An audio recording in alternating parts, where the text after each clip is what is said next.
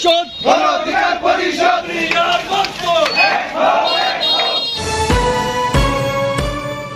আপনারা দেখছেন নবীনগর নিউজ।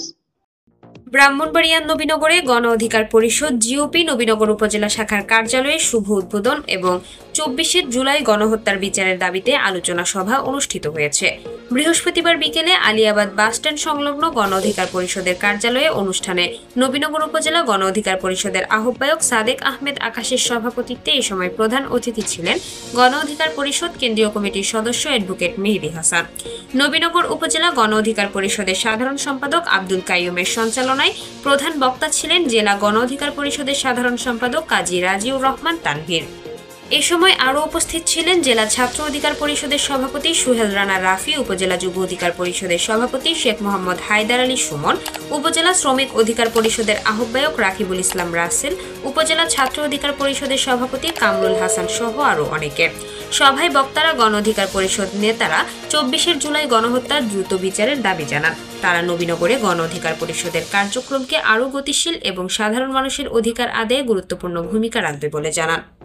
শ্রমিকের অধিকার আদায়, আমরা যদি বছরে একবার এই শ্রমিকদের ব্যাপারে কথা বলি তাহলে অধিকার আদায় হবে না। অধিকার আদায় করতে হলে আমাদের রাষ্ট্রীয় কাঠামো পরিবর্তন করতে হবে।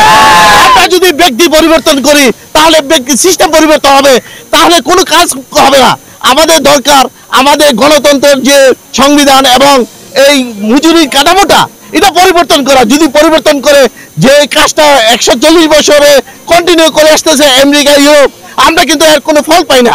আমরা প্রতি বছর একবার মাগফিরাত কামনা করি, আমরা তো মাগফিরাত কামনা করতে চাই না, আমরা শ্রমিকের অধিকার আদায় করতে চাই। সেজন্য গণতন্ত্র, ন্যায়বিচার, অধিকার এবং জনস্বার্থের জন্য এই গণ অধিকার পরিষদের সৃষ্টি। আজকে আমাদের এই গণ অধিকার পরিষদকে নবীনগরে 217টা গ্রামের প্রতিটা ডোর টু ডোর পৌঁছে দেওয়ার জন্য আজকে আমাদের এই গণ অধিকার পরিষদের কার্যালয়ে আমরা আবিষ্কার করছি। অনুষ্ঠানের প্রথমে মহান মে দিবস উপলক্ষে উপস্থিত নেতাকর্মীরা বর্ণাঢ্য র্যালিতে অংশগ্রহণ করেন। র্যালিটি উপজেলা সদরের প্রধান সড়ক প্রদক্ষিণ করে গণ অধিকার পরিষদ জিওপি নবীনগর উপজেলা শাখার নতুন কার্যালয়ের সামনে এসে র্যালিটি শেষ হয়।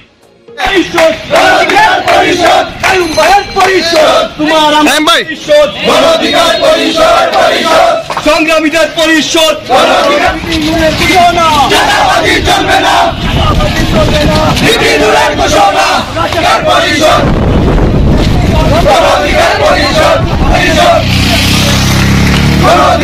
নবীনগর থেকে কয়েস আহমেদ ব্যাপারীকে সাথে নিয়ে ঘুরে এসে নিজস্ব প্রতিনিধি কাউসার আলমের পাঠানো তথ্যচিত্রে নবীনগর নিউজ।